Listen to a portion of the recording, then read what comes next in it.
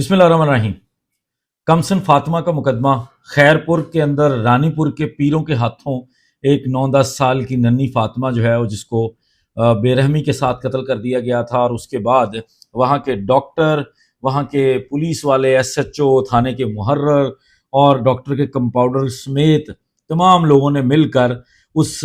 بچی کے ساتھ جو ظلم ہوا تھا اس کو چھپانے کی، ملزمان کی سہولت کاری کرنے کی ساری جو کوشش کی تھی، اس کا بھانڈا کچھ دن پہلے پھوٹا تھا۔ آج جو ہم ڈسکس کرنے جا رہے ہیں، آپ لوگ شاید کچھ چیزیں سن چکے ہوں گے۔ میں نے آپ لوگوں کو بتایا تھا کہ بچی کی قبر کشائی کی جائے گی، قبر کشائی کے بعد بچی کا پوسٹ مارٹم کیا جائے گا، اور پوسٹ مارٹم کے بعد جو ہے وہ باقی اوفینسز کا اطلاق ہوگا اگر جو اوفینسز بنتے ہیں۔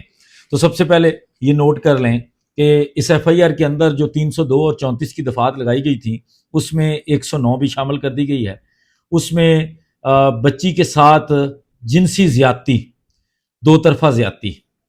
صرف ایک طرف سے نہیں، دو طرف سے زیادتی، اس بچی کے ساتھ ہر طرح سے زیادتی، اس بچی کے جسم پر مار پیٹ، تشدد،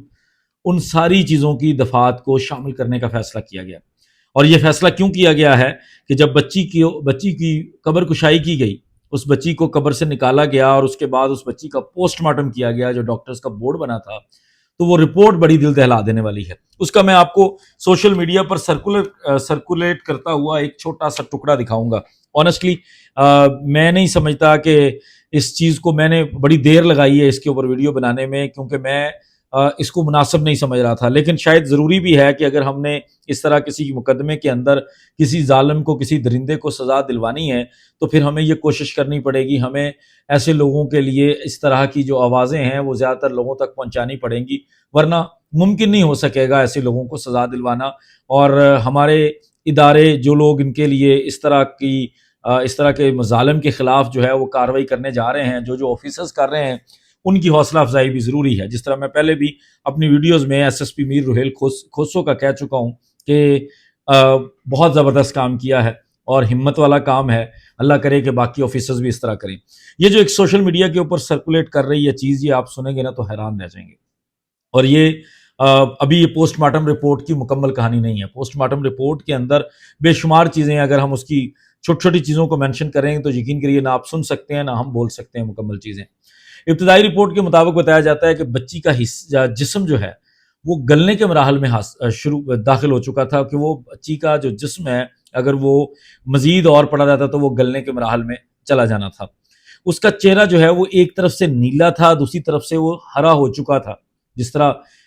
کیونکہ اس بچی کے جسم میں رپورٹرلی خون نہیں بن رہا تھا، اور بھی کئی سارے مسائل ہو گئے تھے بچی کے ساتھ، جو بچی کے ساتھ گزری ہے وہ آگے ذکر آ جائے گا۔ اس کے جسم کے متعدد جو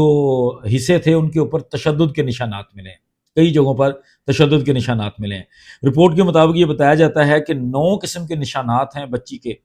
آنکھ کے اوپر ہے، کمر کے اوپر ہے، پیشانی کے اوپر ہے، بچی کے پیروں کے اوپر ہے، گھٹنے کے اوپر ہے، ہاتھ پر ہے، اور ان 9 جگہوں پر 9 طرح کے تشدد کے نشانات جو ہیں وہ بچی کے جسم پر آئے ہیں۔ اس کے لیے بچی کے جسم کے کچھ سیمپلز جو ہیں وہ مزید اس کو ایگزامینیشن کے لیے بھیج دیا گیا ہے، کیونکہ تقریباً یہ ساری فیسلٹیز جو ہے وہ صرف لاہور کے اندر ہے، پاکستان کے اندر پنجاب میں اویلیبل ہیں، تو وہاں پر بھیج دیا گیا ہے۔ اس میں یہ بتایا جا رہا ہے رپورٹ کے اندر، جو سب سے دل دہلا دینے والی چیز ہے، کہ متعدد وقتوں میں 2 طرفہ زیادتی کی جاتی رہی ہے بچی کے ساتھ، جس کے زخم بھرنے لگے تھے۔ موت سے کچھ وقت قبل بھی زیادتی کی گئی تھی، دن رات زیادتی کی وجہ موت کا سبب بنی ہے۔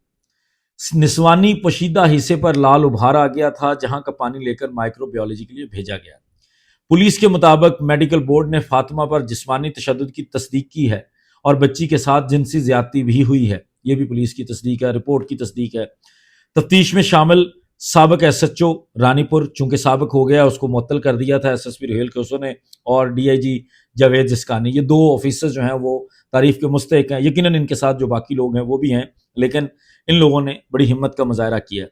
اور بڑا اچھا کام کیا ہے۔ شاید ان کی وجہ سے ایک فاطمہ کو نہیں، کئی اور فاطمہ جو ہیں وہ بچ جائیں۔ اب اس کے بعد یہ کہتے ہیں کہ جی ان جو لوگ ہیں اس میں ایس ایچ او شامل ہے، ڈاکٹر شامل ہے، ہیڈ محرر ہے، اور ڈاکٹر کا کمپاؤنڈر ہے، ان کا ریمانڈ لینے کا فیصلہ کیا گیا ہے۔ پہلے تو ان کو صرف جو ہے ان کے خلاف کارروائی تھی، اب ان کا ریمانڈ لینے کا فیصلہ کیا گیا ہے تاکہ ان سے مزید چیزیں برآمد کی جا سکیں، کہ وہ پہلے کتنے درندوں کا ساتھ دیتے رہے. اس کے علاوہ وہ کہتے ہیں کہ ملزمان کو حقائق مسخ کرنے اور لاش کو بغیر پوسٹ مارٹم دفنانے پر نامزد کیا جائے گا، وہ باقاعدہ طور پر ایف آئی آر میں نامزد کیے جائیں گے. ڈی آئی جی صاحب جو ہیں جی جاوید اسکانی صاحب، ان کا کہنا ہے کہ حویلی سے ہم تمام بچیوں کو ریسکیو کر رہے ہیں، اور یہ آلموسٹ ہو چکی ہیں جب ہم ویڈیو ریکارڈ کر رہے ہیں، اور اس کے ساتھ ساتھ بچوں کو ان کے گھر میں بھیج کر اس حویلی کو ہم سیل کریں گے. اس حویلی کے اندر اس کو سیل کریں گے کیونکہ یہ بیسیکلی ایک کرائم سپاٹ ہے، یہاں سے ہمیں بہت کچھ کلیکٹ بھی کرنا ہے، اور اس کو پولیس کیمپ جو ہے وہ بنا رہے ہیں، اور تمام مردوں کے اس حویلی کے ساتھ ریلیٹڈ تمام مردوں کے ڈی این اے سیمپل لیے جائیں گے. یہ تشویش ہے کہ اس بچی کے ساتھ ایک نہیں زیادہ لوگ بھی زیادتی کرتے رہے ہیں، اس لیے تمام مردوں کے ڈی این اے سیمپلز لیے جائیں گے تاکہ جو لوگ اس کے ساتھ اسد شاہ درندے کے ساتھ شامل تھے ان کے خلاف بھی جو ہے وہ مقدمات درج کر کے ان کو قانون کے کٹہرے میں لایا جائے. تو یہ ایک ایسی اپڈیٹ ہے جو دیتے ہوئے ہمیں آپ لوگوں کے ساتھ شیئر کرتے ہوئے ہمیں بھی تکلیف ہو رہی ہے، آپ لوگوں کو سنتے ہوئے بھی ہوگی، لیکن ضروری ہے